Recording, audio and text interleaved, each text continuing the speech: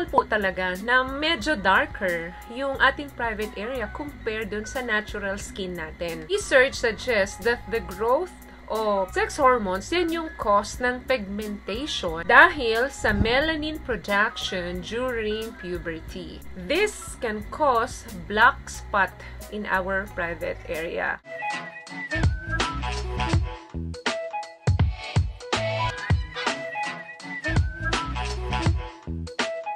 Hi guys! Welcome back to our channel. Kamusta po kayong lahat? Sana ay nasa mabuti po kayo. At sa mga hindi pa po nakakakilala sa akin, my name is Cheryl Ting. At kung bago pa lang po kayo sa channel na to, pwede po ba makahingi ng isang favor to please consider to subscribe to our YouTube channel. Just click the subscribe button po dyan sa baba. And also, huwag niyo na rin po sanang kalimutan i-click ang ating notification bell para in case may mga bago po tayong video na in-upload ay mapigyan po kaagad kayo ng notification galing kay YouTube.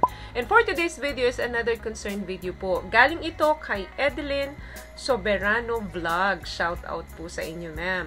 Sabi niya, Ma'am Ting, natural lang ba na maitim ang pipay? So, sa mga hindi pa po nakakaalam, may sarili po kaming lingwaheng ginagamit dito in order for us na maprotektahan kay YouTube yung mga masiselang words na gagamitin natin.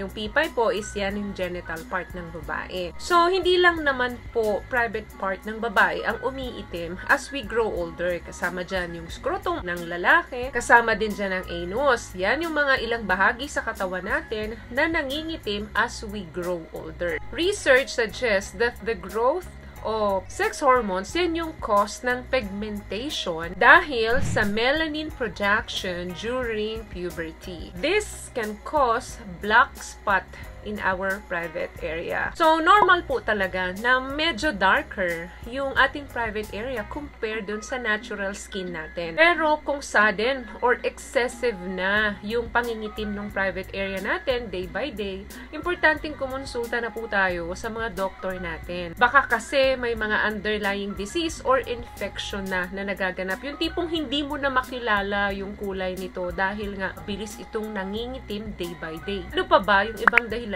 kung bakit mas darker yung mga private area natin compare sa actual skin natin? Number one dyan yung friction.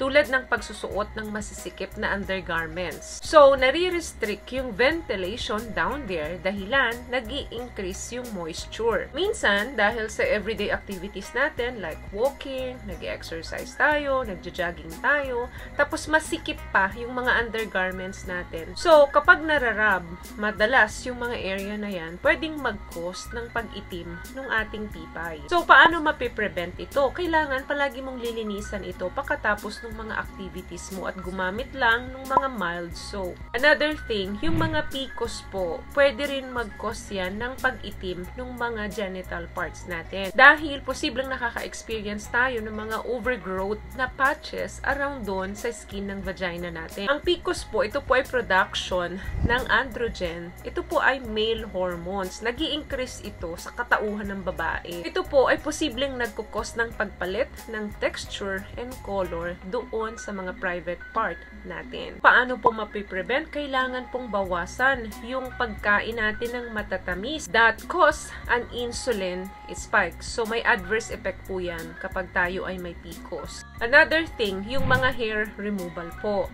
As we age, nawawala na yung fat na nagko-cover doon sa vagina natin. So, ang nangyayari pag naglalagay tayo ng mga cream, pag magwa-wax tayo, so nagkakaroon ng mga burn. Dulot ng matatapang na chemical nito. Isa ito sa dahilan kung bakit nagkakaroon tayo ng mga darker na skin doon sa private part natin. Kasi na-exfoliate yung top layer ng skin natin, the reason why mas nagiging sensitive ito. Paano po may prevent? So, siguro I recommend yung mga laser removal. Kung medyo namamahala naman at walang budget, pwedeng i-trim na lang po or bawasan yung pag-shave. And pagwawax gamit yung may mga chemical na mataas na pwedeng makasira ng texture and color ng skin natin doon. Now, paano po maiiwasan na mangitim pa ito lalo? Number one, iwasan yung mga friction. Kung yun ang dahilan kung bakit nangingitim, yun po ang dahilan din at solusyon para mabawasan ang pangingitim. Magsuot lang po ng mga cotton na undergarments. Yung pwede, nasa bahay lang naman, walang mga lakad,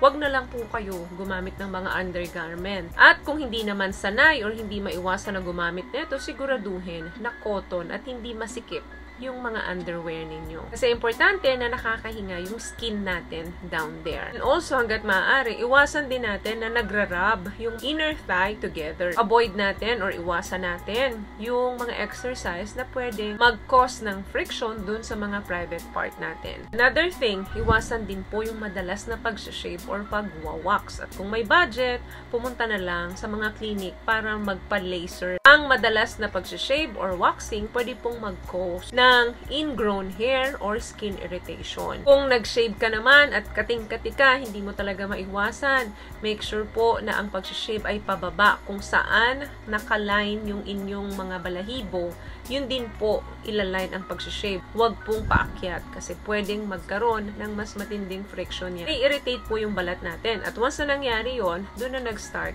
yung mga pag-itim nung mga balat na na-damage. Another thing, mag-diet po.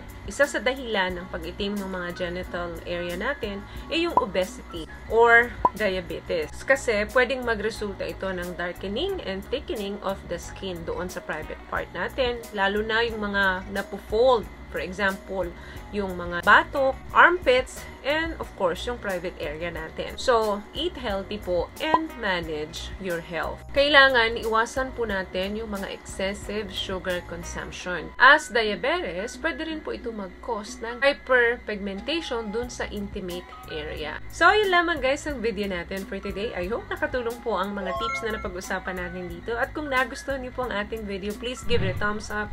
Comment down below and also share this video na rin po sa mga kaibigan na sa tingin nyong nangangailangan ng video natin.